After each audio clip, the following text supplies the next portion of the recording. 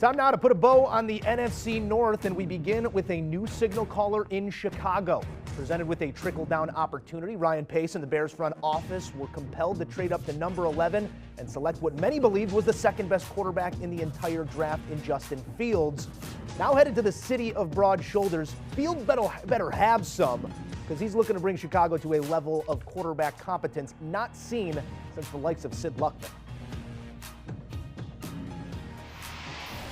Here to offer up their post-draft grades in the second city and the rest of the division, two of our best CBS Sports NFL analysts, Brady Quinn and Pete Prisco. Gentlemen, heading into this draft, Bears fans were hopeless and had next to nothing to be positive about. You come out with this. They move up, they clip Fields at 11, then they move up in the second, they get a tackle they liked at 20 in the first. Pace then doubles down with another tackle in the fifth. Brady, what do you make of the strategy in Chicago?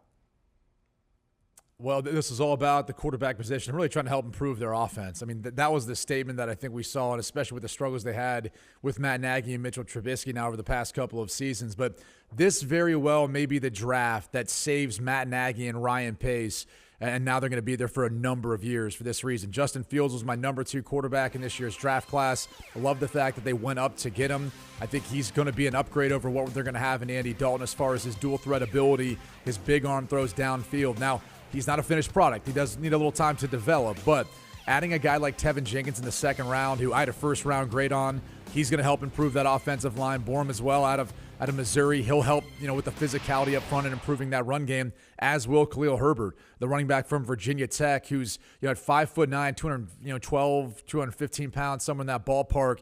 He is an absolute load and has a bit of a burst to him. And one of my favorite players as far as value too, Daz Newsome, the wide receiver out of North Carolina. Nice to be able to pair him with Justin Fields and what they already have there for some playmakers. And then you add some depth to your secondary and special teams with Thomas Graham, also in the 6th round out of Oregon.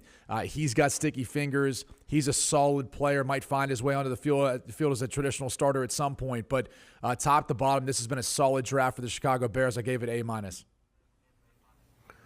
I gave it a B. I love the pick of Justin Fields. I love the aggressiveness, and I'm with Brady. He was my second-ranked quarterback heading into this draft, and I think they got a good steal to go up and get him. The problem is this is desperation time for this group, and that means how do you play it with Justin Fields? Do you play him right away? You have to win, or do you let Andy Dalton open the season? But this entire draft reeks of desperation. I don't mind it, by the way, because this group has to win.